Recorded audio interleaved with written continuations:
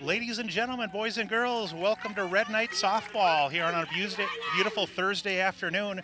I'm John Fromm, along with my sidekick, senior Ethan Lee, who's a Benilde-St. Margaret student and very knowledgeable about Red Knight sports. Ethan, really looking forward to this matchup today. The Red Knights come in with a 5-1 mark. We're going to have starting lineups announced here, so we're going to let you hear that as we go to the wide screen here. Lily Johnson going to get the call on the mound today. The junior Johnson's really seen a ton of action behind the on the dish. Of course, you got Maddie Houlihan hitting third there. You see the Red Knights being announced. Lineup today for the Red Knights defensively is going to be, Abby Wilgers just being announced. She'll be in center. Jocelyn Poole. Feel free to chime in here, Ethan, with any comments you might have on any of the girls. I know several of them are seniors as well that you must know pretty well. Yeah, especially Maddie Houlihan. She's actually a six-year varsity player. She's been playing since 7th grade. A lot of BSM records, which I'm sure we'll talk about today, and she's committed to play it for the University of Minnesota next year. Yeah, it's a huge sign, too, to get Maddie Houlihan and her great bat and great D. Kennedy Eagles, the visitor today, they're going to be announced here in their starting lineup.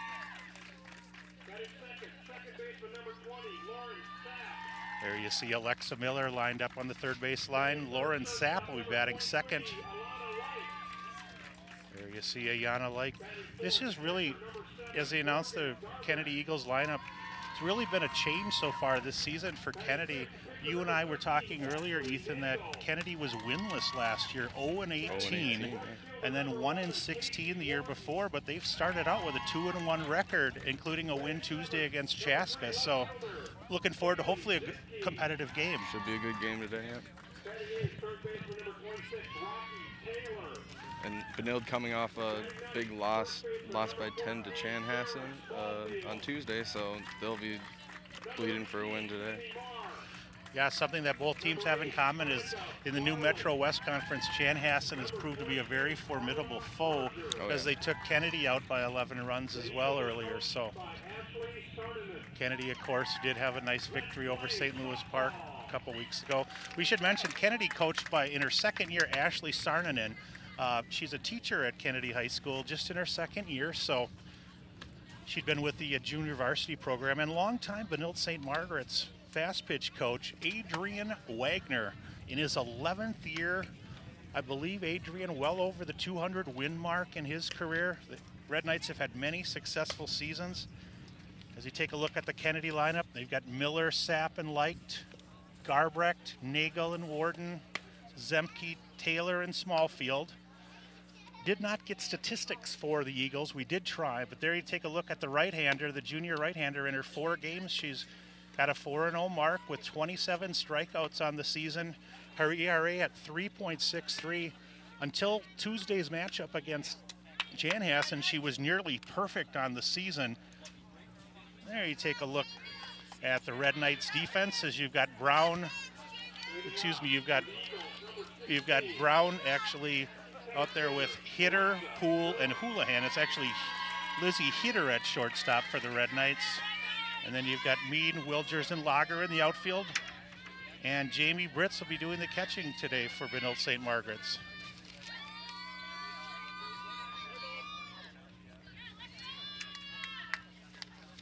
There's a high fastball just going to be whacked foul. You're going to see really good velocity out of Lily. She's, I believe, in her 3rd year of pretty much starting all games on varsity. She had a great record last year again, too, Ethan.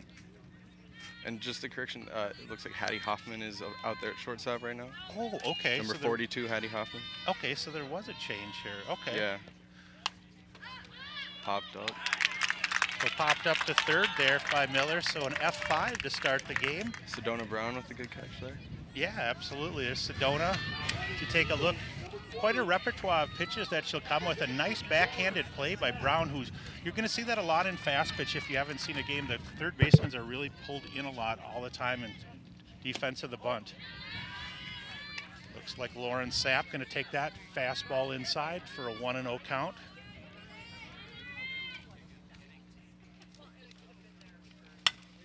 Taft going to whack that one towards the first baseline and just goes foul and just over the outstretched glove of a diving Maddie Houlihan, who gets her uniform dirty early in this one.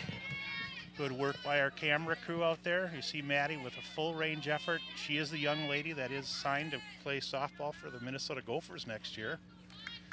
As Ethan mentioned, a 6-year varsity career, and she's in the, you'll talk about it later, but she's in the Red Knight book for almost a bunch of things. So. Oh yeah. Lily Johnson goes with the high fastball there, and that's going to make it 1-2 on Sapp, the second baseman for Kennedy. Right-handed stance, fairly closed for the right-hander. She goes up the ladder, and that ball's lined towards second base, and a nice play defensively for Jocelyn Poole, who squeezes that. The Red Knights gather with Lily, and there's 2 away early here. Nice work on the camera angle, a nice two-handed approach by Poole. The third hitter for the Kennedy Eagles. Here's their shortstop, number 22, Ayanna Leicht. Left-handed batter. If I remember looking at my notes as well here, Leicht only a 9th grader, so youth served here, batting third as a 9th grader. Lily hits the outside corner beautifully with that fastball, and Brits really did a nice job of framing that one. She goes up the ladder again with that rise ball, and she's got quite a repertoire of pitches. You know, I believe when I talked to her briefly, the rise ball, the change, I think she has a little bit of almost a cutter almost. Very dominant pitcher. 16 wins last year, actually. And she's only 11 behind the Benilde record for career wins, and she's only a junior, so we'll definitely see her at the top of the record books by the time she graduates. One peeled out of play, and yeah, great insight, Ethan. I was going to say, Ethan has really done a nice job in preparation for the game today. He's got a number of informative statistics he's going to bring to you today, and Lily's 3-year career so far has been nothing but a stalwart performance. That one also whacked foul by Leicht, the freshman. Got some good height on her as a 9th grader. You see that a lot in fast pitch in different sports. A lot of youth served in the 8th and 9th and 10th grade level, where you don't always see that in male sports. But oh, that's great. And she looks like, yeah, it looks like she's almost trying to throw like a backup slider there, where the ball's breaking from left to right there to get her to go for that pitch. So that one again on the outside, and a nice job by Leicht, just able to spoil that, and the count's going to ride along at 3-2, I believe here. 2 down in the top of the first inning. If you're just joining us, it's Benilde-St. Margaret's Kennedy, and the reason we're having a delay is 3 balls have been fouled off, and we had to wait for the balls to come in. Johnson, obviously, as several of the Red Knights do as well, they go with the face guard protection, which is really nice for the young ladies if they get any line drives back at them. Another foul. Good for Leicht to stay in this at-bat, not let anything go by her, because those are all pretty good pitches. Can't get the right contact, but at least she's keeping the bat alive right now. Well, and they played Chaska on Tuesday, and it must have been a good game, because Chaska's got a good overall sports program, and they did come out on top 6-5. So, oh, and that line drive, really nice at bat by Leicht as she singles hard between her legs. Oh, and it goes all the way to the fence as that goes by Wilgers, and she'll stop at second. So really a single there and an error on the center fielder Wilgers, but with 2 outs, no damage here so far, but a great at bat for Leicht. And a great effort, obviously, is there by Hattie as well, Hattie Hoffman at shortstop with a nice dive for that. Oh, yeah. Batting cleanup for the Eagles, the catcher today, Morgan Garbrecht, wearing number 7. Right-handed batter just takes one right down Broadway. That's a pitch she probably wishes she had access to again. Saarinen coaching at third base, the head coach for the Eagles. That one low, and a nice job on the block that time. Sometimes you want to let the first pitch go by just to feel out the pitcher, especially in the first inning of a game against an unfamiliar team. That's kind of the Joe Mauer long-time strategy, exactly. That one right up the middle, that's going to be popped high, and Lily's going to call her own number and squeeze that for the 3rd out. So 3 popped flies is all that is registered. There is 1 hit, so no runs on 1 hit for the Eagles and 1 left on base. And that'll take us to the bottom of the first inning. I just wanted to turn it over to Ethan here. Mr. Lee had some great insight as to this game is about a half an hour late getting started, and Ethan has a great story of what happened with Kennedy today. Go ahead, Ethan. Oh, yeah, so I talked to the Kennedy coach shortly before the game, and she actually said the reason they were so late, they arrived here about 20 minutes before the game was supposed to start, was because a truck, some kind of truck, actually hit their bus and took the mirror off. So whoever that was that hit their bus actually had a mirror and replaced it for them right there, but they had a long delay for that, and that's why they were so late getting here to the stadium today. That's so funny in two respects. One, as you take a look at the Red Knight lineup, Johnson, Britz, and Houlihan, Maddie obviously batting third, Hitter, Lager, and Wilgers, Poole, Brown, and Hoffman, different positions. I find that funny, but who in the world would hit a school bus, let alone you're driving that close to a bus where you hit the rear view mirror? That's somebody definitely not that I want to be involved in any traffic situations with. Oh, man. Those semi-truck drivers, you never know. There you take a look at the right-hander, Ashley Nagel, one of the seniors for Kennedy. Ashley winding it up and windmilling it a lot. Understand she's pitched a lot the last year. She's a 3-year starter as well as a senior there. Kind of an experienced crew for the Eagles. They've got Zemke out in left, who's a senior. They've got Taylor over at third, who's a junior, and then Morgan Garbrecht and Sarah Smallfield at first, also, as you take a look, Smallfield also a senior. And then Lauren Sapp, I believe she's in her second year in varsity. She's a senior as well. So take a look at the starting lineups. Good work, Paul, on putting the graphics up there. The field does look as green as that too, Ethan. I don't know if you saw how green that is, but we've had such great weather in. Oh yeah, beautiful. In the 70s today, sunny. Compared to the last two springs. Absolutely. The springs with snow until May. It's brutal. They had to cancel most of the BSM baseball games that were in April last year. Oh, geez. And I remember the year before the season was supposed to start April 2nd for baseball, and it started April 30th. Yep. So, good spring. I know a lot of the teams have got a lot of the games in, both for softball and baseball. And we should mention, too, that Ethan, as a senior here at Benilde-St. Margaret's, is going to strap on the microphone and help us cover some of the Benilde-St. Margaret's upcoming lacrosse games. And good teams this year for BSM on the lacrosse side? It should be. There's a lot of young guys. You know, the Benilde historically has had a pretty good lacrosse team, and the last few years we've lost a lot of guys. But yeah, we've definitely gone through a few rebuilding years, and it looks like we might have a team that can get out of the section this year. Well, and it seems like every year the girls and the boys are really on top of things, and it's amazing to see the growth of lacrosse as well, too, the last several years. Oh, yeah. There you take a look at the right-hander, Lily Johnson, who's going to take her turn at the dish here for Lily batting in the junior batting in the leadoff spot. She's hitting .316 on the season, 6 hits and 19 at-bats.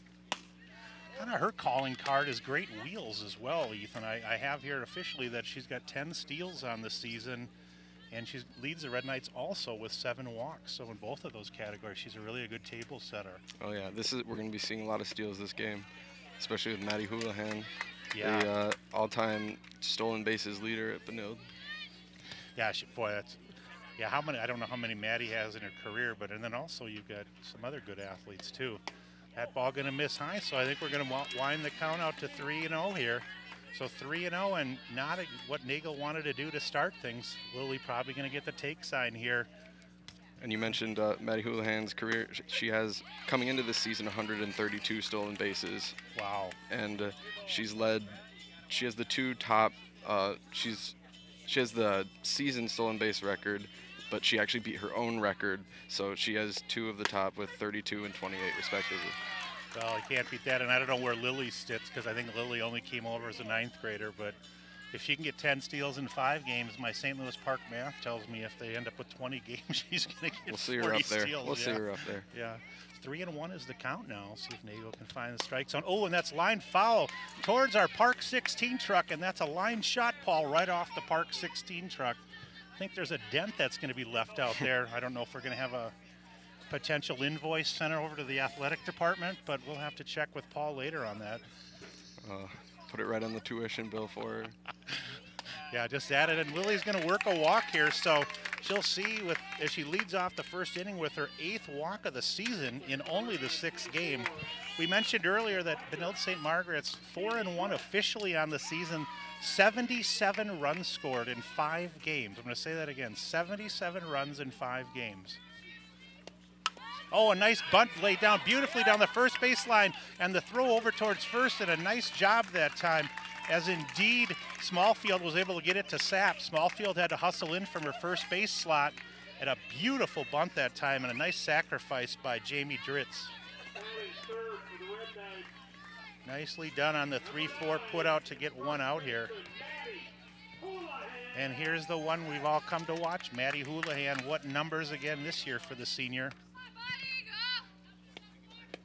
That fastball just going to be popped up, and Nagel going to call her own number. So that doesn't happen too often, because when you're hitting 676 on the season, but Maddie came into that at bat 11 for 16 on the season. She had 4 doubles, and she's already a 2-time All-State player. She'll probably add to it this year, but Nagel's got to feel blessed to get that pop-up. So 2 down here, and Johnson is at second. We should mention Johnson made her way down to second. And here's Lizzie Hitter playing DH today. Lizzie going to fake the bunt and a throwback and a delayed steal. Safe. Nicely done by Lily Johnson as she delayed stealed. And on the throwback to the pitcher, I don't know if we have the replay here, she waited on the delayed steal because the third baseman was really pulled up for the bunt defense. So good read by Johnson, the junior, stealing another base. Good fake bunt because you know the third baseman's going to move up. Not much they can really do about that. Good call, They absolutely. bring the shortstop over, but... And also the fake bunt by Hitter really draws that third baseman in too. And here's a shot towards third. Going to be held momentarily. Oh, Johnson hit straight far off the bag. She was almost tagged out, as unfortunately for her, Rocky Taylor, the third basewoman for Benilde-St. Margaret's, made the block on the ball, but you take a look at Lily there. So Hitter, go ahead. Standing up and smiling now, so. Lizzie Hitter officially reaches on an E5, and that'll bring up the senior right fielder, Christine Lager. Lager 4-12 on the season. 7 for 17, and the throw through on the steal, and it's cut off by the second baseman, and the throw back on the tag, and she is out on a beautiful 2-4-2 executed play. The throw went through from Garbrek to Sapp. They ran a play where they brought the second baseman in to cut in front of second base and throw back, and Lily's slight delay on the throw through is what caused her to be a little bit late. And there you see, wow, good work. Call. Good call, and nice job by Garbrecht on that, because she was in front of the plate enough to lay the tag on. So I don't know, you don't often see that, but when you get first and third there, especially with 2 out, you know, they obviously were very understanding of Lizzie's speed, and they obviously probably thought she was going to make it, so they ran a nice defensive play, and that's really good execution. So a 2-4-2 is going to retire Lily Johnson officially for the 3rd out of the inning there. And it's, I venture to say, after 2 more stolen bases for her in the top, not too many, that's probably her first caught stealing of the year. So we're going to try to step away at each bottom half of each inning. So I'm going to step away just for a moment here. Okay, so stick with us. Okay, just stick with us here. We'll stay with you here for the bottom or top of the 2nd inning, because the Red Knights are going to throw through. So we're scoreless here after 1. Officially bottom of the 1st inning for Bill. No runs on no hits. 2 left on base. And as we get to the top of the 2nd, that'll bring up the pitcher, who did a real nice job in the 1st inning, Ashley Nagel, the senior for the Eagles. Kennedy got those bright yellow high socks with the matching yellow and Kennedy Eagle blue, I guess that is. Johnson with a nice fastball to start things off. Nicely done. Gets ahead 0-1 in the count here.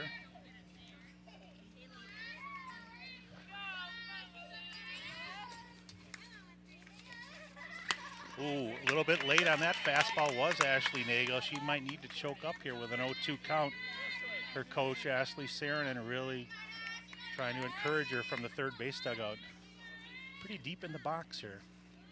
And that fastball right by her again for strike 3. So might have to make a change there and see if she can quicken up her swing.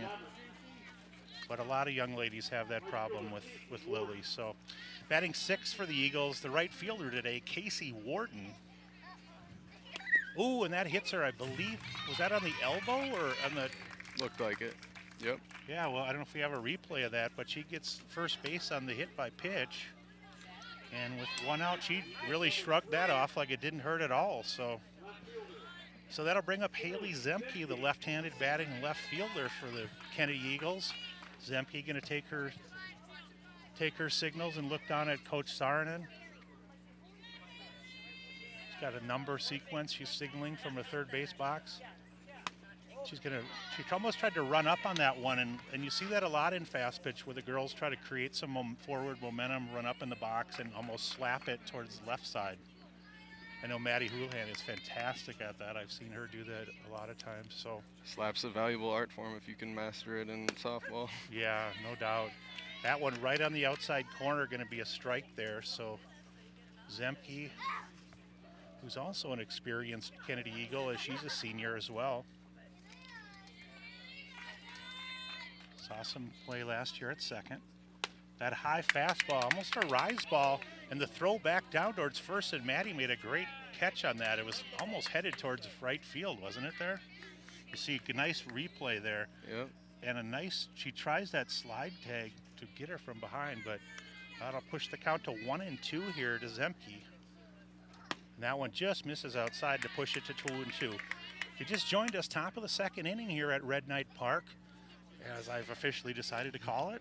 I don't know if Ethan and I had a discussion, so. One down. When no one else has named it, you can be the one. Red Knight, that's short and sweet too, isn't it? Red Knight Park. Oh, and a beautiful pitch. Really not a thing she could have done even if she would have putted, but a nice strikeout that time as Zemke went for one that was at least probably 8 inches outside. Well, that'll bring up one of my favorite names in high school softball this year, Rocky Taylor, the third baseman. Rocky with a big swing and a miss. Don't know if that's officially her real name or if she just goes by that because she's got a Sylvester Stallone picture maybe up on the walls of her home, but we're not sure. Rochelle, maybe? Good call, and there's a nice Rocky Taylor swing, and she launches that foul ball into the Red Knight parking lot. We mentioned another nice day here on Thursday, the 16th. A little over 60 degrees. Count rides along here at 0-2 to Taylor. Johnson looks into Britz. High fastball hit towards shortstop. Ground ball over to short, and a nice throw over to Houlihan, and nicely done as Hattie going to throw that over to Maddie Houlihan for the 3rd out of the inning. So officially, no runs on no hits and 1 left. All there was the hit bats person and a couple of strikeouts that time for Lily. So as we head to the bottom of the 2nd inning, still no score here at Red Knight Park. A nice play by Hattie Hoffman there at short, because I don't know if she had a play at second on the force out, but she did go for the long throw over to Houlihan at first. Nicely done. Made it just in time. You see Coach Wagner down there addressing the troops with his red shirt on. He in his 11th season, as you take a look at him in the red shirt with the red hat. We mentioned well over 200 career victories for the Red Knights. You take a look at the last several seasons for Benilde, Ethan, just some great records. Yeah, 16-6 in 2014, 14-7 the year before that, 15-6 in 2012, and 10-10 and 11. They've only had 1 losing record since he's been coaching here, so that's a pretty fantastic job he's doing coaching so far. Yeah, a good call and nice background on the record and the success they've had. Obviously, he continues to be able to draw a lot of nice girls, and he mentioned, he talked to us earlier, he's originally from Austin, Minnesota, having a high school baseball background, and he obviously must be well regarded by the young ladies. He's assisted by Lindsay Klein this year. I think she's in her 1st year officially as an assistant coach. Not sure if, and that'll bring up Lager, who was at the plate when the 2-4-2 putout was retired on Lily Johnson to end the 1st inning. Lager, the right fielder, takes that on the inside corner. Nice fastball, good location that time from Nagel.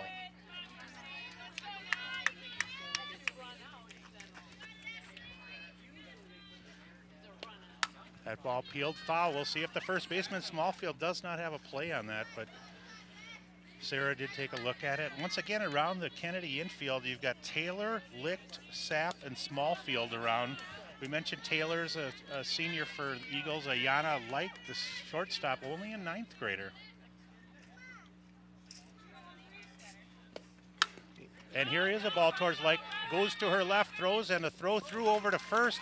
And a very nice put out that time. And Lager, with her good wheels, is recorded on a nice 6-3 put out for the first out of the inning.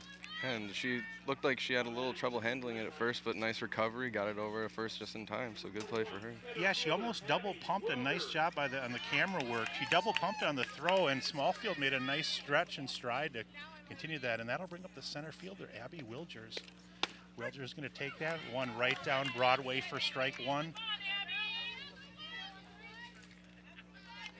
Abby on the season with a 471 batting average. She's 8 for 17, and she goes high on that one and pops it foul right into the third row, and one of our Red Knight fans just takes that one kind of off the shoulder there. So, but we mentioned Wilgers 8 for 17 on the season. She's got the only Red Knight triples of the year, Ethan. She's got a pair of triples, and she's knocked in 6.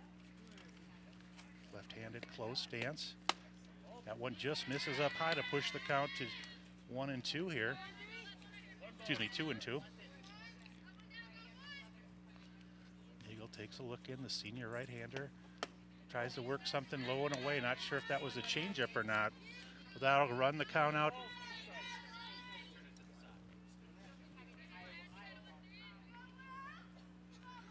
Two delivery on its way.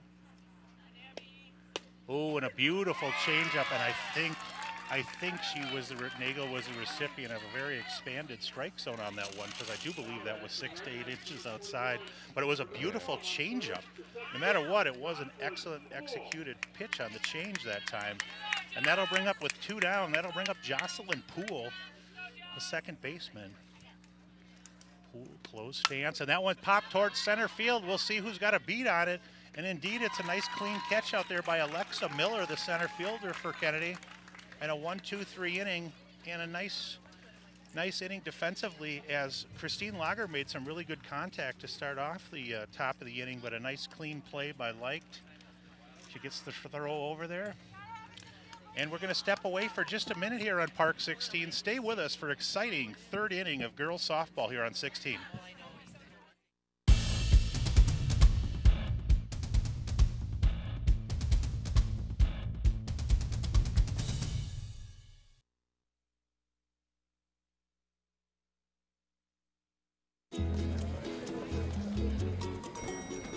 Introducing a breakthrough in time management technology.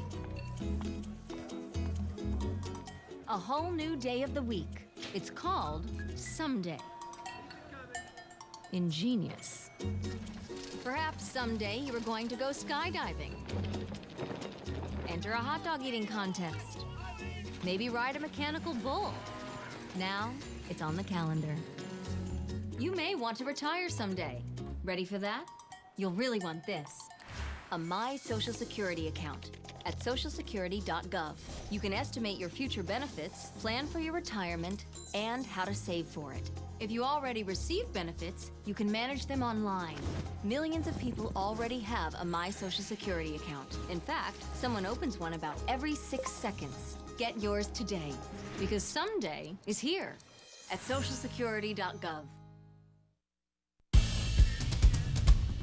We are back, top of the third inning, just one pitch into it. It's been a strike called on Sarah Smallfield. Smallfield with another cut at that inside heater, and that's going to push the count to 0-2. Smallfield batting 9th in the Eagle lineup. Wearing number 14, that's a famous number out in Kennedy lore, as Kent Herbeck, the former twin, donned that in his Kennedy Eagle days. And there she goes up the ladder with the fastball, and Lily going to get her 3rd strikeout of the game here, and 3rd in the last inning. So nicely executed. That'll put it back to the top of the order with 16, Alexa Miller. Miller popped to 3rd her first time up.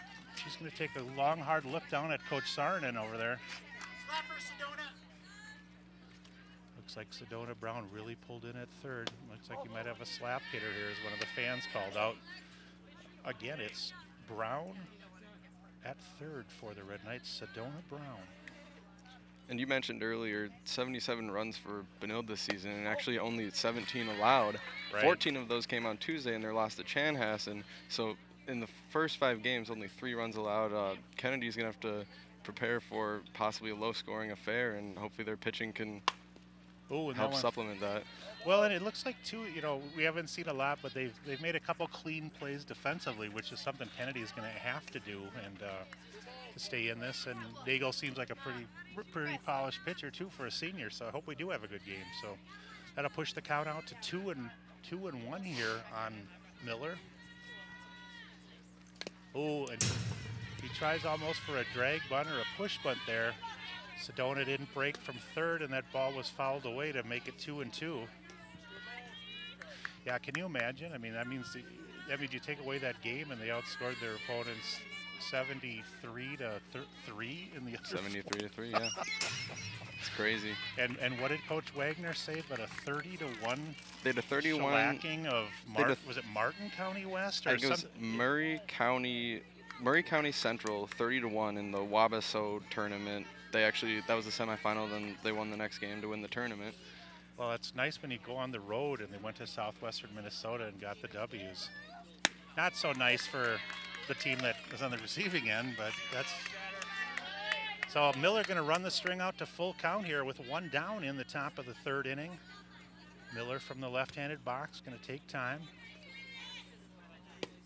And a nice job. Oh, and just as he did on the home, on the home half of the inning when Benilde was batting, that pitch maybe a little bit faded out towards, but he's very consistent. He's calling that 6-8 inches off the plate. So that's going to be a strikeout registered. You saw Alexa Miller making her way all the way down the first baseline. Something you got to learn. Every ump is different. They're going to have different strike zones, whether you like it or not. Something you got to get used to in softball. Well, and that's the consistency, too, because he did, like we mentioned, he did call that last inning where I thought it was outside, and I know Miller did. So that'll bring up Lauren Sapp batting in the 2-hole. Lauren, the line drive towards second base, that was gathered by Poole. And that one hit towards shortstop. Ball hit hard over to short, and a throw over to Houlihan, and that's going to be a 6-3 put out to register things. Nicely done, as we've got a 1-2-3. Almost it's a snapper mow-em down inning. You got 2 strikeouts and then the ground out to short. Yeah, and Hoffman there's shown a good arm so far, from who I understand isn't the normal shortstop. So yeah, she's got 2 putouts already. Hattie does at short, and she was clean on that one as well. So 2.5 in the books. Lily Johnson's got 4 strikeouts on the board, and only 2 runners have reached, and that was both by a nice single by Ayana Lecht and then walk, but nothing registered. And we should mention Ethan, our manning the headset today, is a senior at Benilde-St. Margaret. So we really appreciate him stepping up to help keep me under wraps and keep me in a controlled situation. No problem. I'm having fun right now, so glad to be here. Well, happy to have you here. And a reminder, if you do want to get a copy of this game or any of the other games we put on Park 16 or no replay times, go to ParkTV.org. That's ParkTV.org. Paul will put up a graphic package with the phone number later, but if you remember ParkTV.org, order a DVD of this game for $15, or if you order 3 or more, they're only $10 a piece. And that'll bring up Sedona Brown to lead off the home half of the 3rd inning for the Red Knights here. Sedona going to take that fastball, let her high, but consistently calling that high fastball as well. So kind of a big zone here for the home plate umpire tonight. Lou Branson is the umpire. Lou going to, oh, and that one shot right up the middle for Sedona. So just like the town in Arizona, there's a nice line drive up the middle for Sedona, and she comes through in the nice weather. So a clean signal. That'll bring up Hattie Hoffman, as you mentioned. 2 nice plays in the field at short already for Hattie. And for Hattie Hoffman, number 42, she's only a 9th grader. So obviously Christine Lager gets a lot of time, I think, as Lizzie Hitter, especially at shortstop. Lizzie has had some shoulder problems, but obviously they want to get the freshman some work, because there's a 1-0 the count here. Brown on it first for the single. Oh, and that was a beautiful job on the defensive end by Morgan Galbraith, the catcher there. Wow, she really rose out of her crouch to jump and get that ball. Both of those girls you mentioned that got time at shortstop are seniors, so it's good that Hattie Hoffman's getting experience now. Maybe she'll be a 3-year starter at shortstop after this year. Well, and just that she came up clean on both of those plays she's had. It's always different when you're playing varsity. The fans, the scoreboard's up. There's more people here. The cameras. The cameras. And there she tries to offer at one, and she pops a bunt foul to push the count to 2-2. Hattie is in the 9-hole for the Red Knights today. Oh, and we forgot to mention, too, in left field, one of the things I wanted to remember to do is that Abby Mead is playing left field for Benilde-St. Margaret's, but she's not batting, so she's the designated field player today. Oh, and that went off the left inside of the thigh. And unfortunately for Nagel, she hits the 9-hole hitter and pushes Brown down to second and Hoffman down to first with the hit by pitch. Limping a little bit, but she shook it off, and she's all right down there at first. So that's the kind of result you want. If you can get on base any way you can do it, got to be happy with it. And that'll be just what the doctor ordered for the Red Knights. First and second, no out, and that brings it to the top of the order where today's pitcher, Lily Johnson, going to take that one for on the outside corner for strike one. Lily with a base on balls, as she often does to start the game. Officially still 316 on the year, 6 for 19 with 12 steals now. She's added a couple to her total. She's going to bunt that one clean. Galbraith going to come up clean and the throw through to first. Oh, and they call her out at first, but Brown ventures home. So actually a nice, beautiful job defensively. I don't know if she technically really was out, but Galbraith really pounced out of her crouch, and the bunt was only about 4 feet in front of home plate here as you take a look. And there you see the throw through. Oh, maybe wow. Good call. Yeah, it was a bang play, and there you see the bright Sedona Brown running all the way through to score the first run of the game. Hoffman still at second here, so one down. And technically, I'm going to call that a squeeze bunt because it did bring her in actually from second. She ran all the way around on that, so we'll give Lily an RBI on that bunt, and that'll bring up Jamie Dritz. That one popped high towards shortstop. Clean communication out there that time. And Ayana Like, the freshman, going to squeeze that one for the put out and register the second out of the day, the inning. And that'll bring up Maddie Houlihan, who had a pop towards first. And we mentioned on the year, Maddie with a 688 line score. Two-time All-Stater. She can really slap it or pull it. We'll see what she chooses to do here with 2 out. Ooh, and a high pitch is going to go right past Galbraith. She tried to get the glove on it as she pounced out of her crouch, but that's going to be a wild pitch that puts Hoffman down at third here. 1 run in for the Red Knights. Hattie Hoffman at third after she was hit by a pitch and moved around, and this is Maddie Houlihan at bat, the first baseman. Nagel looks in. Galbraith sets up wide, and Houlihan just going to pop it foul. See, Galbraith kind of an experienced catcher there, too, as Morgan moved to her Galbraith. She moved from her right to her left and really set up outside, taking advantage of the fact the umpire's been calling that outside pitch a lot today. Got to use what they give you. See if she goes to another changeup with 2 strikes. Ooh, and she's going for that outside corner. She's using it ball that time, but you never know. And you got to make sure, and smartly done, Maddie's really doing a nice job crowding the plate here, so she's got good bat coverage outside here. There's another strike as well, going to push the count to 2-2, so Nagel executing her pitches. 2-2 with 2 down, 1 run in so far for Benilde-St. Margaret's. Nagel going to take her sign from Galbraith, toes the rubber. High fastball, drilled high and deep towards center. See you later, it's a tater. Home run for Maddie Houlihan, I believe her first of the year. And boy, did she use the speed of that fastball to line that for a 2-run dinger to center. And if that is, in fact, her first home run of the year, I believe that ties her all-time for the career home runs at 9. Wow. So she's on the leaderboard for that, too.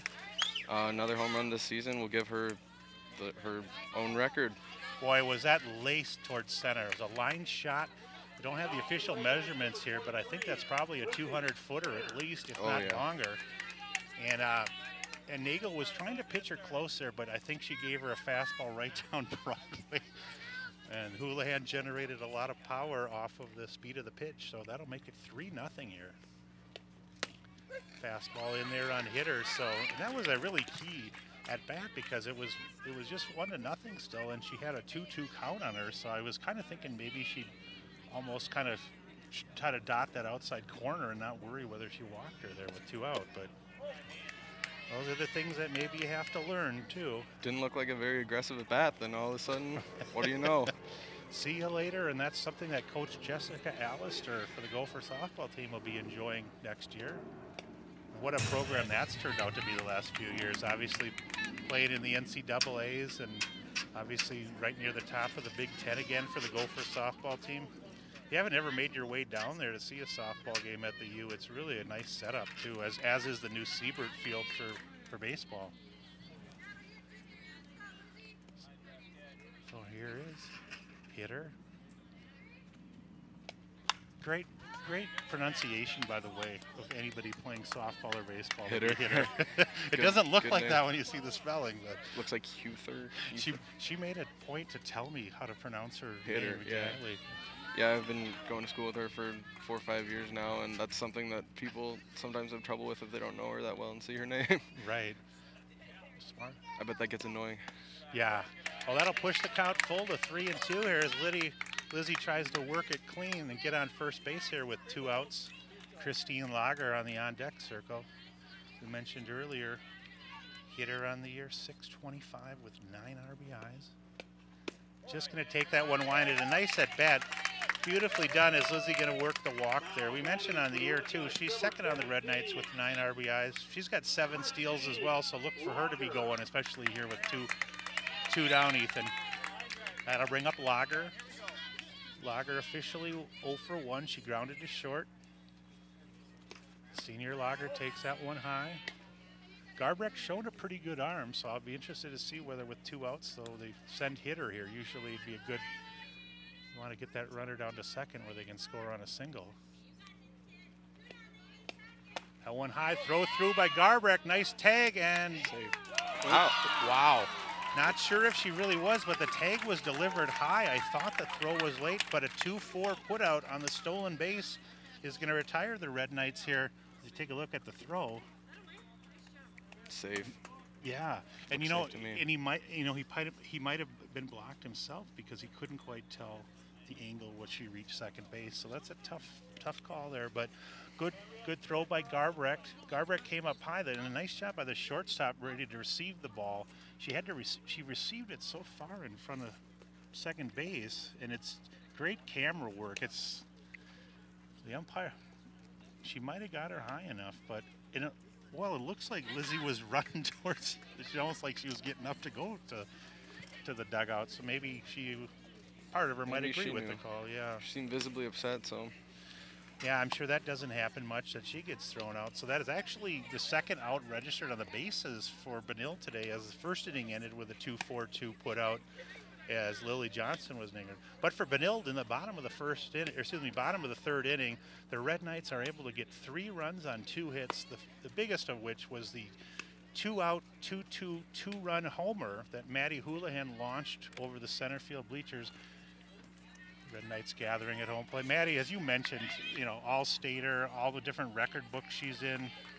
You feel free at any time you want, Ethan, to just chime in about her background. She has the career and season records for Benilde for hits, RBIs, total bases, stolen bases, and runs.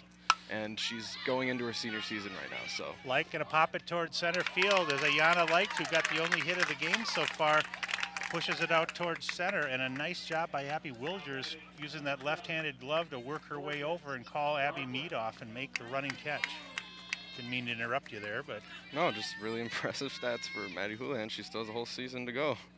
And here's Morgan Garbrecht, the catcher, showing some good defensive skills and a good arm so far. She popped to the pitcher to end the first inning. Ooh, and that one hit hard, and a line shot over to Sedona Brown, and that ball was scalded, but Brown was all on top of that. So Morgan Garbrecht really hit it hard, and there's a young lady in Sedona Brown who's obviously had a lot of infield practice and good camera work by our crack crew here. So the 5-3 putout registered to Morgan Garbrecht, and that'll bring up Ashley Nagel, the pitcher. Ashley going to peel that foul. She went down on strikes to start the second inning. Unfortunately, as we mentioned, we did not have any statistics that we could gather from any source. I tried multiple sources on the high school league and the only thing the coach gave me was the bus crash. That was it. That's enough of a. That was a good stat. Not quite what we were looking for, but that's good insight though, and you don't often get that. So he's on his first time strapping on the headset, and Ethan gets an official scoop, and he lays it out for us on the first game. Get all the drama. That one just misses outside to push the count to 2-1. And you mentioned Lily pretty much going to pitch almost every single game for the Red Knights. Lager has a couple innings registered on the year on the mound, I believe, but besides that. And Lily Johnson, going back to the record books, she has 276 career strikeouts coming into this season. So another thing that she may have broken the all-time record by the time she leaves at the end of next year. Good call, absolutely. And I think this is only her third year. I don't think she was here as an 8th grader. I think I had read her, talked to her. That one popped up again towards first, and Maddie going to put the squeeze on that with her left-handed mitt. So a real fast 1-2-3 inning, and that's the third, excuse me, she's retired 8 in a row now, has Lily. Still only 1 registered out. So no runs on no hits, as you see Maddie going to work her way in from the first base position on that pop fly. She takes control, as she will in the future, for the Gopher softball team, and Coach Saarinen going to grab her crew over there. What else is going on new at Benilde-St. Margaret's? You obviously have prom coming up. Oh. What else is going on over at the Red Knight Way? I don't know. We got prom going on. I mean, we've all got senior fever right now for the seniors. I mean, we're pretty much checked out. There are, I believe, 25 school days left for the seniors. But no one's counting. Oh no, nobody's counting. And when you say you're pretty much checked out, so the learning is pretty much stopped at this point. Well, the teaching hasn't stopped. The learning is kind of slowing down. The teachers can still put the effort in, but they just can't expect the results, is what you're saying, for the seniors. And we've all been there. I know Paul Broden, our director, he was a great student in high school, and I'm sure he was even capable of maybe taking mentally a few days off at the end of his senior year. Yeah, everyone does it. When is prom here?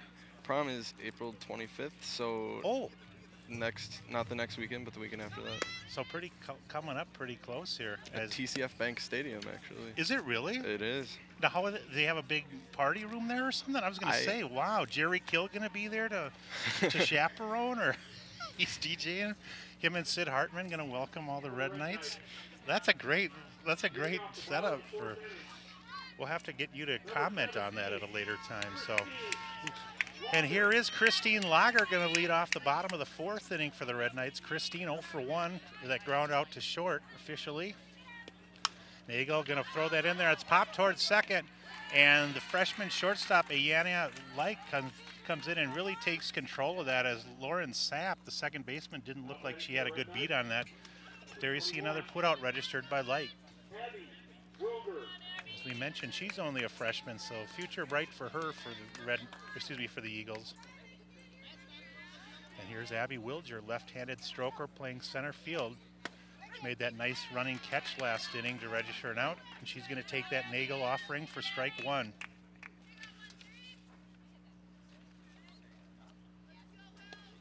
Wilger's big hit down the left field line, and it's going to go all the way to the fence, and Wilger's a high on her horse. That goes all the way to the fence. She's got second, and she's making her way to third base, and she's going to hold up there with a 1-out triple, as Abby Wilgers adds to her .471 batting average by banging out her 3rd triple of the year. We had mentioned earlier that she's a triples machine.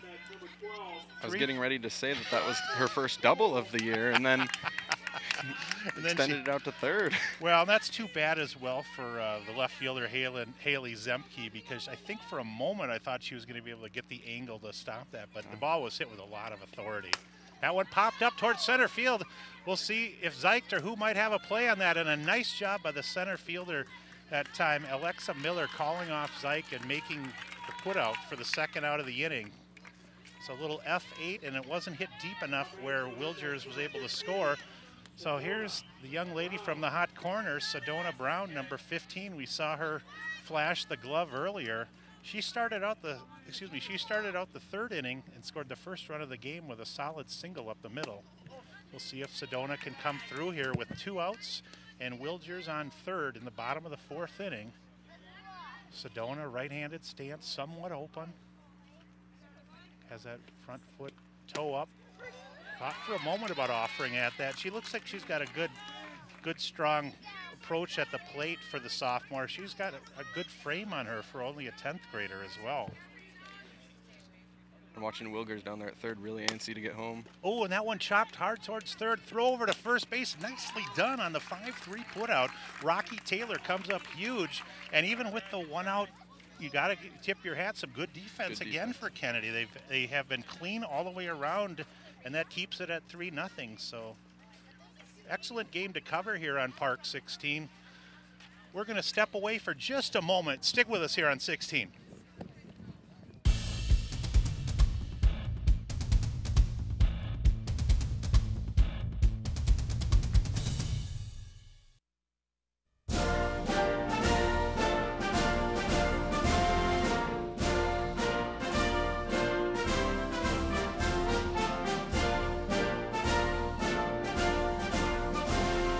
Just a reminder, kids who participate in high school activities tend to go a little farther than those who don't.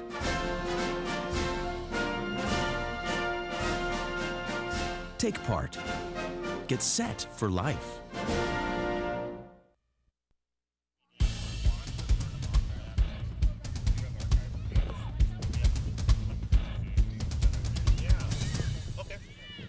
All right, we are back here, top of the 5th inning as we're moving right along at Red Knight Park.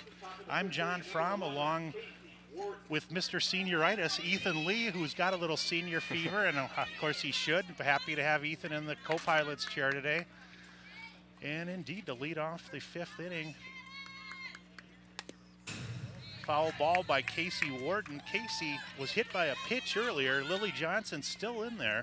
Officially, Lily's only given up 1 hit so far. It was in the 1st inning to Ayana Lecht, and she's, as I mentioned, she's retired 8 in a row.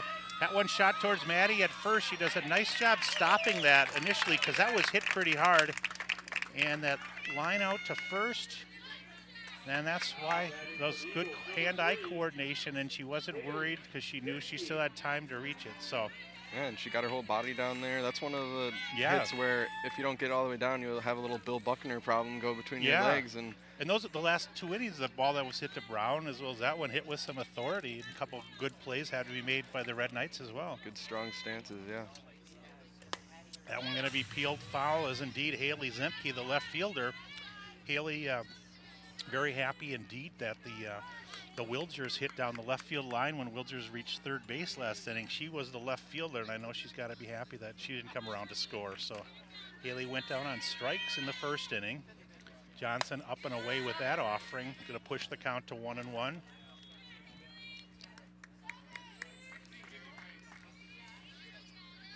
Jamie. That one slapped to the third baseline and fair ball. Sedona Brown tried to get a read on that, and that's one of the few times we're having the third baseman so in on the possible slap bunt play. Just not able to reach it because it wasn't that hard hit, but she didn't have an angle, and it was placed beautifully on the line. Right on the line, right over the base. Yeah. Just fair. Just fair. Exactly what you want when you're looking for a base hit there. And here's Rocky Taylor, who made a couple nice plays at third and a nice one to end last inning. Rocky with a ground out, officially to short in her only at bat. She offers around on the bunt and takes strike 1 as she offered. Batting in the 8 hole today for the Kennedy Eagles. Sarah Smallfield, the first baseman on deck for Kennedy. Oh, and that one's just peeled foul. Some good names at the bottom of the order. Rocky Taylor, Sarah Smallfield. I always like to find those names where they have the names, the all names teams. I'd like to add to those if we can.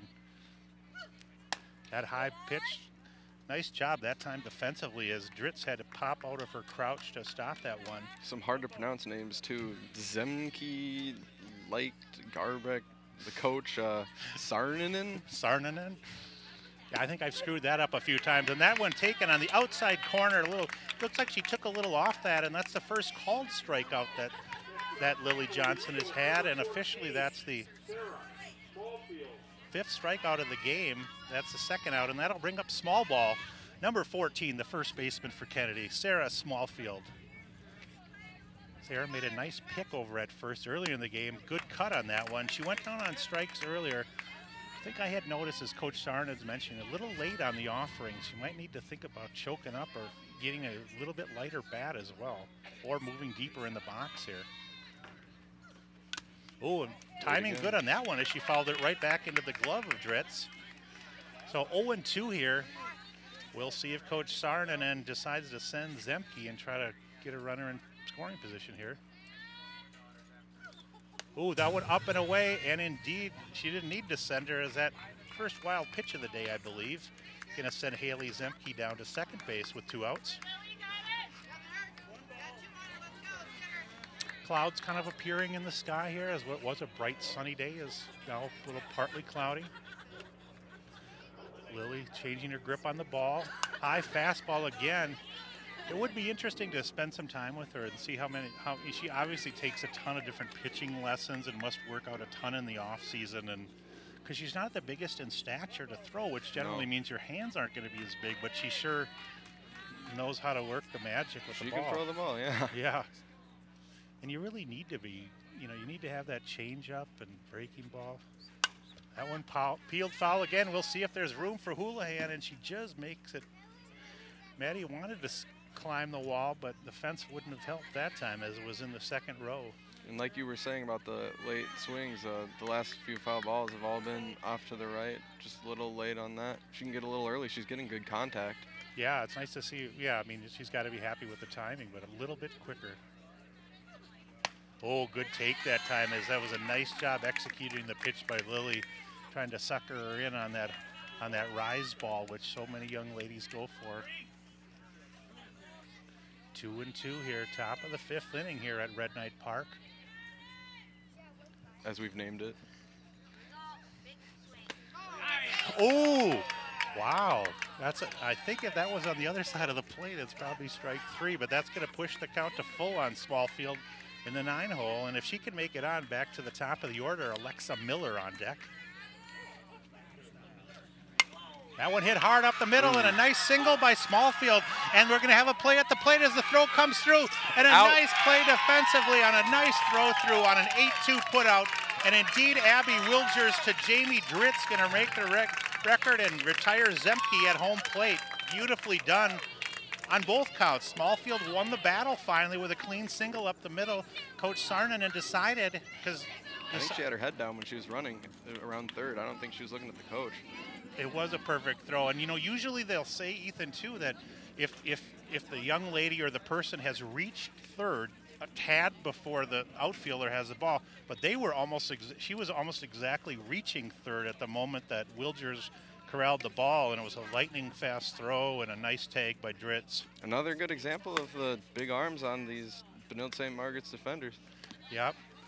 And that was, it was a nice two, even though it didn't materialize for the Eagles, we have to give credit where credit's due with Smallfield, who battled off and fouled off several pitches. And, to get a single out of your 9-hole hitter, is really nice to have, obviously, and getting any contributions from the bottom. So if you take a look here as we enter the bottom of the 5th for Benilde-St. Margaret's, 3 runs all scored in the bottom of the 4th inning on 4 hits and 1 error, and for Kennedy officially no runs on 2 hits and 1 error.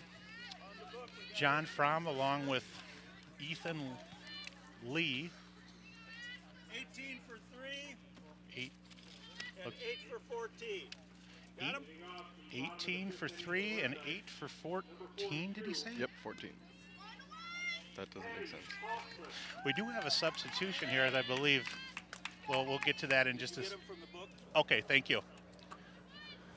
So that'll bring up Hattie Hoffman, and indeed we're going to have number 18 pinch hitting for Lily Johnson. I believe that is, I was told Layla Duda wasn't here, the ladies, but maybe she has appeared. We'll have to see. That is her in the on-deck circle. So Hoffman, the shortstop, leads off the bottom of the 5th by taking a ball. Ooh. Lily Johnson in the on-deck circle right now. Oh, it is. Okay. I thought you said 18 for maybe. I did too. Maybe they must have been talking Kennedy here. We'll have to. And I just assumed it was Lily because she was coming.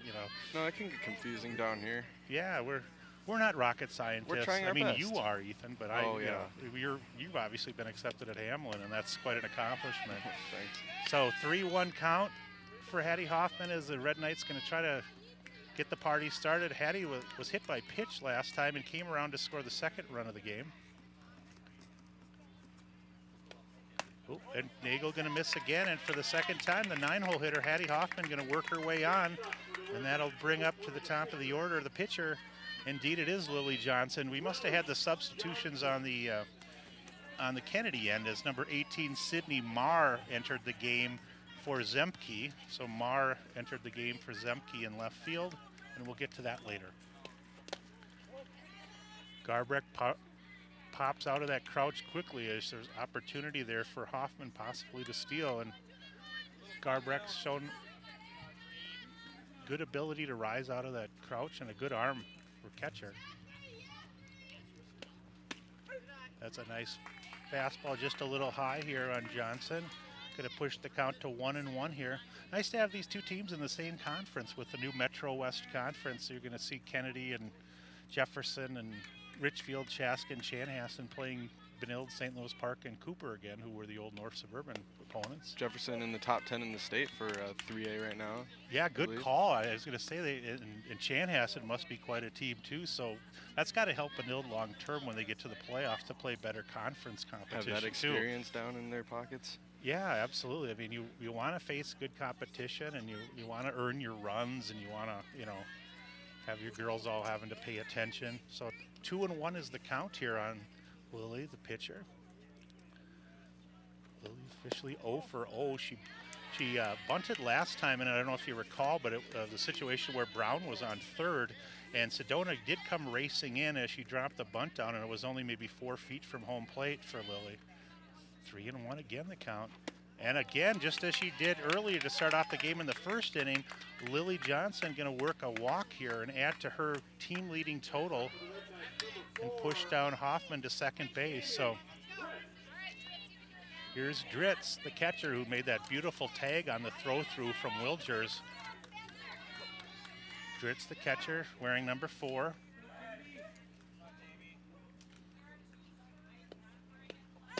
Ooh, nice changeup down and away, and I'll tell you what, nice job that time by Garbrecht just holding the ball, because Hattie Hoffman trying to get her to throw back behind her, but she was a third of the way down the line, and if she would have thrown it, she would have went right to third. So good job by Hoffman as well. With that one bunted back towards the mound, Nagel going to come clean, throw through over, and a nice job defensively that time, as indeed Lauren Sapp came over to record the putout from her second base spot. So it's a nice bunt situation and a sacrifice that time by Dritz, beautifully executed. As you take a look here, she bunts it square. Nagel, that was nice on several fronts. It was beautifully executed bunt. She you're not going for the base hit there, so she wants to bunt it a little bit back towards the plate. So the Benilde-St. Margaret's bus gets parked. Okay, we're having an announcement here just on where one of the buses is parked. But I was going to say, and that was really good of Nagel. She had no opportunity to go to third, but oftentimes you see them just take a momentary break where they're going to do that. She would not have had time to get her. And so here comes Maddie Houlihan, who we've already seen take a 200-foot shot towards center field for her first home run of the year and 2 RBIs in her last at-bat. She's got second and third here with nobody out. Oh, and the throw goes all the way back down. Good save there. That is something you don't see. Garbrecht was holding on to that throw from her catcher spot. Her third baseman that time, Rocky, as we call her, Rocky Taylor, was in, so the throw just kind of went on the ground, but it was 0-1 count here. We'll see if Nagel tries to pitch around her, and indeed she might here. Think her name could be Rochelle? Rachel? Rochelle? I've heard Rochelle, Rachel, I think Rocky, I don't know. Rachel Rocky Taylor. Well, either way, Rocky, I like that name. 1-1 count here. First base is unoccupied. And that one's lined hard up the middle, and she took that ball, and it's 2 runs are going to score here, I believe. No, a hard throw through, and indeed going to third base is Houlihan on that clean single and the throw through. Nice 2, and she adds to her RBI totals, and that was a nice piece of hitting, because that ball, Nagel was trying to stay away from her, and that ball was probably 6 inches outside. You can't tell from this angle, but you take a look here, I think she was really not trying to stay away from her with first base unoccupied. Well, if he's calling strikes there, then Maddie's going to swing at it and got a good rip on that one. So Hattie Hoffman comes around as she scores the 4th run of the game, and then trailing her and nearly a play at the plate on Lily Johnson, as we got to give some credit to the center fielder there. I didn't think initially Miller was going to have any possibility of getting Lily, and I think I indicated that as 2 runs were going to score, but it was relatively close at home. So here's Lizzie Hitter going to try to hit one in and knock Maddie Houlihan home, who's on third base here with just 1 out. Even a fly ball will do the trick. Looks like they have the shortstop. They haven't really brought the infield in here, but down 5 in the 5th inning. I wouldn't be surprised if, kind of surprised they don't have everybody in tight here. Oh, nice changeup. And that's something she hasn't gone to a lot, but nicely executed pitch on Hitter here. Hitter smiling. She knew how big of a swing that was for a slow changeup like that. And you know what they say? It was hit or miss. I'll just stick with us here. You're punny. Oh, that's a liner towards short and a nice throw. Wow, what a beautiful play that time on a laser by Lizzie Hitter. And Ayana Light, the shortstop, with a nice hard catch, and then she throws through so quick. Look at how quick she throws it, as you see here. And a nice job by Rocky Taylor. Rocky couldn't get her feet on the base, otherwise that would have been out. So nice job again by both ends. You know, it seems like Kennedy, you know, with having an 0-18 season last year, this only being their, you know, 2nd year their head coach, there's really some good improvements. Well, and they're really paying attention well, and they know what they're doing defensively. And so their fielding's their fielding's actually been pretty well. They just haven't gotten the runs on the board yet, and Benilde, as we can see, has a very good offense. Oh, and that one's hit hard and deep towards right. Oh, did she make that catch? She got it. Wow, just barely got back there. Casey Warden, another 9th grader. She went left, she went right, she went deep, and then Casey at the bat. No, Casey in the field. Take a look. She did the 360 move, and I tell you, the Twins could use some outfield help. I've seen some of their games. Yeah. So 2 runs. Help in all aspects right now. Yeah. So really 2, you know, for Benilde-St. Margaret's, the Houlihan 2-run single does make the score 5-0 and give the Red Knights a commanding lead. But the play, the hitter line shot towards short, and then the Lager deep fly to right could have been much worse. So 5.5 in the books here. Lily Johnson going to go back out for her 6th inning. And we mentioned Lily's ERA took a little rise up on Tuesday, but it's going right back down as Chanhassen came in here to Red Knight Park, and as they had done to Kennedy earlier in the season, they had a nice win. I know Benilde will get a chance to play Chanhassen again later in the season, and not sure if the Red Knights have played Jefferson yet. I don't have their schedule, but if you haven't had a chance to see the Jaguars, I believe they're ranked 6th or 7th in the state for large schools, and that'll be some of that good competition that they're going to get in the Metro West this year. So I think that's a good thing long-term for the teams in the conference, too. You know, there were so many teams in the conference like Columbia Heights and Fridley that were having trouble in different areas, too. And good for all Red Knight sports that they're in a new conference this year, got more competition. For lacrosse, as we're going to see on a few broadcasts for us this year. Yeah. Ooh, a bunt attempt that time to lead off the top of the 6th inning. We are at the top of the order here. And I believe this is Alexa Miller, the center fielder. Alexa officially 0 for 2 on the game. We'll see what Coach Sarnanen does here. Obviously, she needs some runners. Sedona Brown in almost 30 feet still from her third base spot. They don't want to allow her an opportunity to bunt, and Maddie Houlihan is about 15 feet in way up. Yeah, so they are not going to allow any type of a bunt, but I think that's what Alexa would like to do here. Maybe she'll just try to slap one up and away. That's the one thing. There really is a lot of strategy in fast pitch because the bases are only 60 feet apart. Smaller field, And unlike baseball, where normally you would only possibly have your third baseman in maybe until you get a strike. There's another bunt hit to Brown. Brown clean with the throw, and the throw down, and the nice speed, beautiful speed by Alexa Miller, able to beat that out as a bunt single. And the throw was a little bit low, but it was placed beautifully here. Take a look, Ethan. I mean, that is a well-executed bunt. And you know, she wouldn't have got her no matter what. I mean, with her speed, she would have beat it anyway, so. Yeah, Maddie did a good job getting back to first, and Sedona did a good job fielding it. Just couldn't get the throw where she wanted it. But yeah, even with the perfect throw, she ran really fast down that line. She's got good wheels, does Miller. That ball can be popped up, and Brown going to squeeze that. And luckily for the Eagles, Miller paid good attention. Miller stays at first here. So Sapp, unfortunately for the Eagles, pops up that bunt to Sedona, and that's the first out of the 6th inning here. That'll bring up Ayana Like, the shortstop, the freshman, who does 1 for 2 on the game. She had that really good at-bat in the 1st inning. We've seen her good defensively. Nice block that time by Dricta. She does a nice job dropping down that time. Oh, and the throw back. Wow, and an out registered at first base, and we're going to have to go over that sequence again as Alexa Miller strayed far too. You can see her. She was almost encouraging the throw. Yeah, took her a long time. Delayed reaction trying to get back. She was just staring down the catcher as she was running towards first base. And there's no reason to do that. She's got great wheels, and they're down 5, and it's the second to last inning. So gotta choose. I'm sure Sarnanen's going to have a word with her speedster, who is picked off on the 2-3 putouts. So. Sometimes you just get caught up in the moment. She was just saying, she just liked the challenge. Oh, nice play by Johnson on the comebacker. And the 1-3 putout, and Lily Johnson does get out of it with only facing 3. Good defense on both ends there. Nice throw through from Drick on Miller, and a nice play. You know, we've covered a lot of games here over the years on 16, but I don't know if we've covered a game, and I'm being serious, that's been so clean defensively for both teams, because it's pretty high on fast pitch.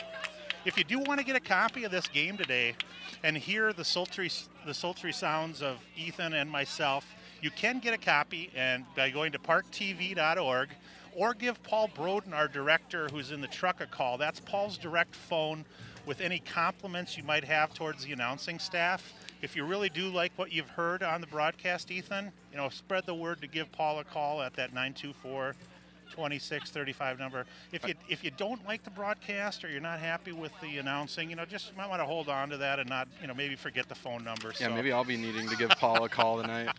So let him know how well I did. So that is a good resource. So, and you know what's great is you can watch all of these events that we do on live web streaming too, because Paul's going to continue to air this over a period of weeks on channel 16 and 14. So you can be in Timbuktu, Montana, or you could be over in, you could be over in Vladimir Putin's compound in Russia and watch the replay of this game. I know we've had some people from Nepal that have been tuning in lately. So really. But anyway, yeah, and then the DVDs, as we mentioned, $15 if you want one, $10 if you want more than one, and I assume some of the Red Knight fans will want to get a DVD of this broadcast. Good game for them so far. Yeah, 5-0 as we hit the bottom of the 6th inning. Both starting pitchers still on board, as Ashley Nagel, the senior, still towing the slab. And leading off here, number 21 for the Red Knights, Abby Wilgers, her of center field fame. Abby officially 1 for 2. She banged out a triple, her 3rd of the year last at bat. And she was held there after the nice 2 plays defensively after that on the catch, etc. So. And it looks like on deck, instead of Jocelyn Poole, we're going to have Jess Hoffman up next. Okay, maybe you can give us a little insight on her. Nice changeup, fades down and away. You know, she hasn't used that changeup a lot, and I think that would have.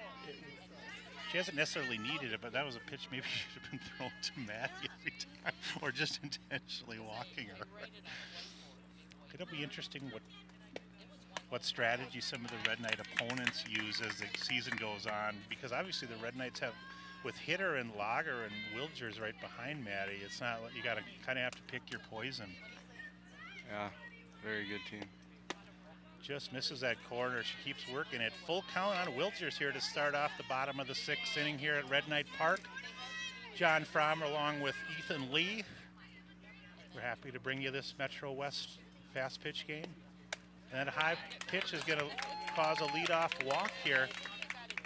And as they have in 3 of the last 4 innings, the Red Knights are going to start the inning with a 13 for 12. 13 for 12. And you mentioned that there's a substitution. Go ahead, Ethan. Jess Hoffman, she's played in 3 games, 3 at-bats this season, so it seems she's come in as a pinch hitter. She has a hit and a run scored, a single, and 1 stolen base, I believe. And I think she's a Virgo who likes long walks in the park. And okay, we won't go there with any of the. Oh man. We don't have that kind of detail on these broadcasts, but it is good to get to know the ladies. So for Jocelyn Poole, who does leave the game, she was 0 for 2 with a couple of flyouts to center. That one down and away. Garbrek going to chuck it back to Nagel here. Kennedy in somewhat a little bit on the corners, not anywhere near as pronounced as Benilde is on third or first base. Another high ball, and unfortunately Nagel seems to have lost the strike zone here. Don't know if she's getting a little winded here in the bottom of the 6th. 2-0 is the count to Hoffman. Wouldn't be surprised if she's taken. And Sedona Brown, I don't know if Sedona has a nickname, but she's on the on-deck circle, and we're sitting at a 3-0 count right now.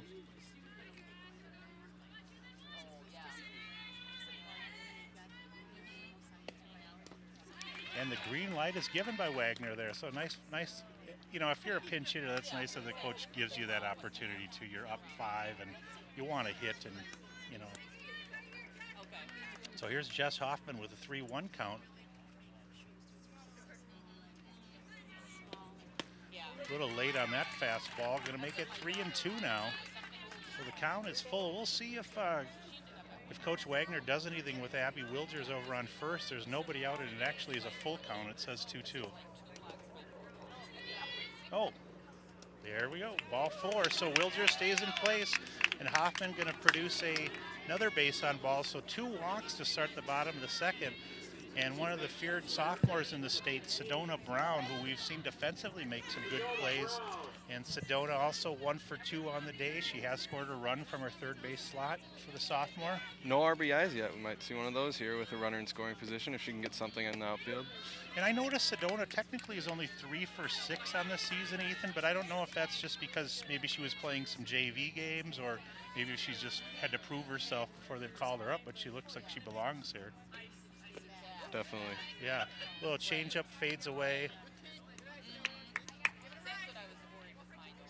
And also, too, you know, it's kind of nice they've got, you know, you've got Brown and Hoffman at the bottom of the order, so you've got a sophomore and a 9th grader if you're Coach Wagner.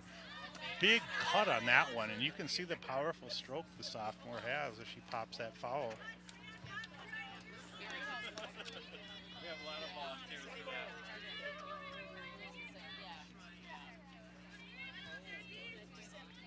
Yeah, we should mention the Red Knights also playing. That one popped towards second base. Oh, that's actually going to hit the outfield, and nice job that time as Alexa Miller came rushing in from center field. I thought Lauren Sapp should have moved back on that ball from her second base slot, but maybe Miller called her off right away. You see the high pop here. Whatever works. Don't want to see one of those collisions in the shallow outfield. 7 for 42. And here brings up some more of the Red Knight youth movement as Alyssa Brinza, a freshman, number 7, is going to bat here for Hattie Hoffman. So the freshmen going to change spots with each other. Hattie Hoffman has been at short the whole game. She's 0 for 0 with 2 runs scored. Don't know if you know much or if we have much on the freshman Alyssa Brinza. Brinza is 6 for 13 this season. She's scored 2 runs, 3 walks it seems, and an RBI. So 6 for 13 for a freshman, another big bat. Little half swing on that one, so 0-1 the count here. And maybe a case too where Coach Wagner really, you know, even though the score's 5-0, he can tell that he's facing a good team, and Brinza maybe a little bit better bat than Hoffman here. Oh, but the change is the great equalizer, and indeed, pulling a string. 0-2 is the count. We'll see if what Nagel needs. She really needs a strikeout here, as it's 1st and 2nd and no out here in the bottom of the 6th. That high ball. Wilgers moving off second base with a good lead.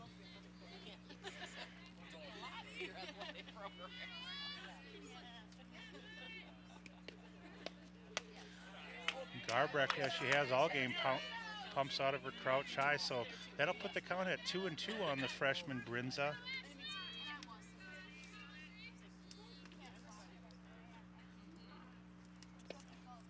Looks like she went to the change, but she didn't quite follow through on that. So full count here. Started out 0-2, 3 balls in a row. Yeah, and she's already walked 2. We'll see if Wilgers and Hoffman are on the move here with 1 out, or what Coach Wagner has in plans. That one, oh, ball 4. One gets to the backstop, but another walk, 3rd walk of the inning. And for Brinza, she gets another pinch hit walk for her, and that'll bring it up to the top of the order there. So, and top of the order means it's Lily time, as in Lily Johnson, the pitcher, officially 0 for 0 on the game. She's got 2 walks and a sacrifice bunt in 3 trips, so she's trying to get an official plate appearance here. Sacks full of Red Knights. 1 out. That one hit high towards right field, but not too deep. A nice catch in right field and a throw home. Oh, and a tag and a beauty. I don't know if she was out or not, but the tag laid by Garbrecht on home plate. And you can see that, yeah, as a double play registered in the inning on the ball wasn't hit too deep at all, but from a right field spot, Casey Warden came charging in. She 2-hands it, and she comes up clean with the throw. The throw's a little up the line. Garbrecht. Oh. Now, if we could go to the truck in New York City, but you know, the problem there, Paul, if you can show that again, the problem the umpire has on that is he can't see any of that have a good at angle, all. no. He's literally not at an angle where he can judge that. He almost needs to change his positioning mid-flight on the ball. You know what I mean? Because he's got no angle to see. He's just there. Yeah. She runs into him. He's at an absolute terrible spot to see that. You know what I mean? Terrible spot equals terrible call. If he was 2-3 feet to his left, he for sure would have been able to call that. And it looks like he hesitated making the call too. He's still trying to think what he was going to say, but definitely you can see the frustration in Abby Wilger's face there, and definitely a run that they should have earned. But still got a 5-0 lead going into what could be the last half inning of the game, so they'll try to recover, and I don't think they're too upset about that. No, but that's a good lesson for all the young umpires there too. And I was an umpire for several years, and one of the main things they teach you in umpire school, and I'm being serious, is when you have a play at the plate and your home plate, and you're evaluating where the throw is coming through, you almost never want to be behind the play when there's going to be a tag. You usually want to work your way around, if you watch a major league game, somewhat towards the first base line, because then you can. You know, it's a bang call, but you know, he just couldn't see at all the tag. And for as much flack as people give umpires, I mean, they have a very, very hard job trying to make all of those calls. They can't be perfect. Right, and you know, and that's a case, as you mentioned, the hesitation he had. You know, with a 2-man crew, it would have been awkward, but I could have honestly seen him making a no call there and actually asking for help, because he didn't look like he was clean on whatever. So too bad they can't come over for video review. Yeah, exactly. That would have been an easy call to make. Yeah, the crack camera crew. So this is it for Kennedy. Top of the 7th inning. They need 5 to tie, and we'll probably see him take a strike here. This is the cleanup hitter, the catcher, Morgan Garbrecht, who's had a couple plays at the plate she's made tags on. I'm impressed with her ability at her size too, to pop out of the crouch. She can handle the contact. You know, she's going to take that one for 1-1. Is Lily going for the complete game shutout? You mentioned earlier Lily had only given up 3 runs in 4 of the other games combined, so, and none today so far. Nice change up right on the corner. Going to push it to 1-2. So she works that change up to Garbrecht. Garbrecht will be back next year. She's only a junior for the Eagles. That one high and away.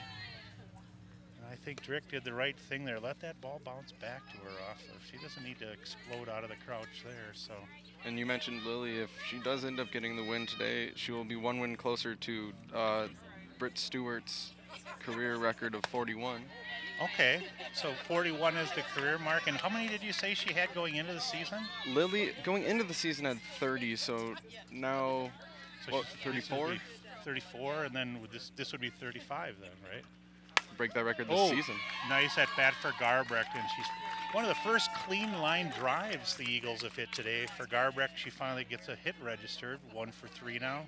I wonder if these players are aware of all the records they're breaking. Do you think Maddie goes online and sees these things? And I think Lily. Do you think not so much Maddie because she's got her scholarship now to the U, but maybe Lily and some of the girls have blown up the stats and they have it above their bed. I'm just kidding, girls. If I'm you're sure listening. they've been told. I'm sure they've been told. Maddie's got to be aware that she's the On the career and website. season record holder in 5 different categories. That's Right. that's phenomenal. She has to be, if not the best, one of the best players in Benilde softball history. Yeah, I don't know how many.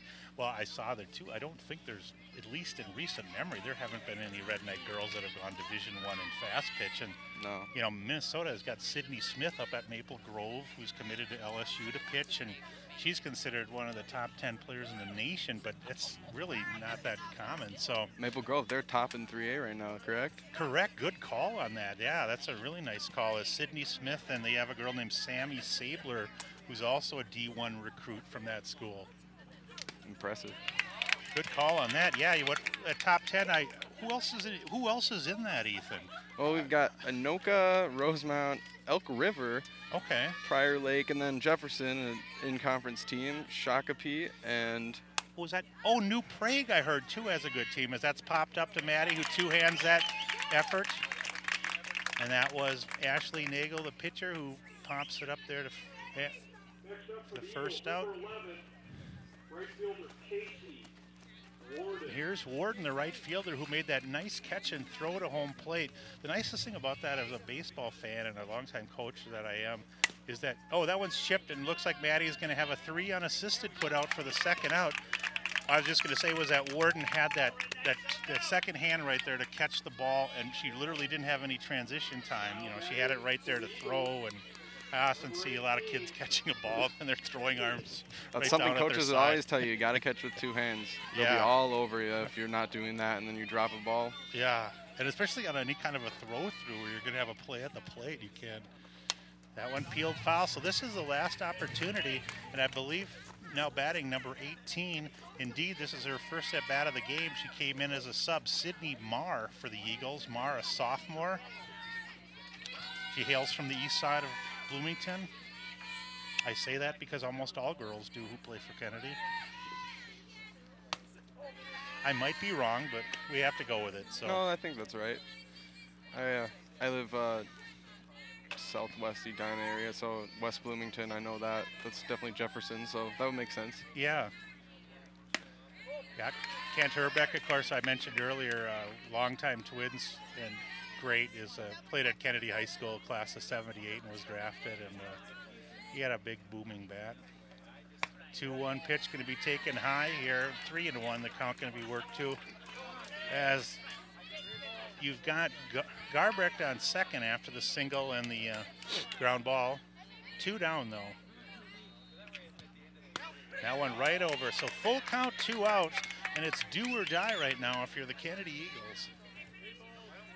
And we'll see indeed if the sophomore Mark can make some contact. And that'll wrap it up with a big strikeout for Lily Johnson and a complete game shutout.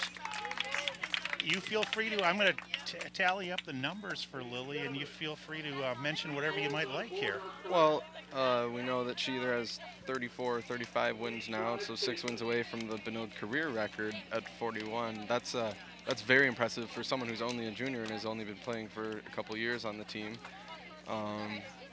Yeah, I don't know. I mean, a complete game shutout is always something to be proud of. This whole team played well, made a lot of good defensive plays, especially at third base. Was it Sedona? Yeah, Sedona Brown, right. And then good arm on the shortstop, Hattie Hoffman. I mean, all around impressive win for Benilde. And yeah, and you obviously got that massive 2-run jack by Houlihan, who hit a laser to center field, and then she got 2 RBIs later on what I don't necessarily think the second at bat was a mistake, because she was definitely trying to go down and away with her offering, but as a smart D1 recruit would, she crowded the plate and reached out and touched somebody right up the middle. So she got 4 RBIs of the 5 for Benilde. Officially the line score, 6 strikeouts in 7 innings for Maddie Johnson. She did, what I think is nice is she did give up 4 hits, and for Kennedy's sake too, quite a bit of contact. But great defensive play on both sides. You mentioned the shortstop, the third baseman. There was also a nice throw on the one play from the catcher, Drick, down to Houlihan on the caught stealing at first base, which was a strange play. I don't think she had a walk registered.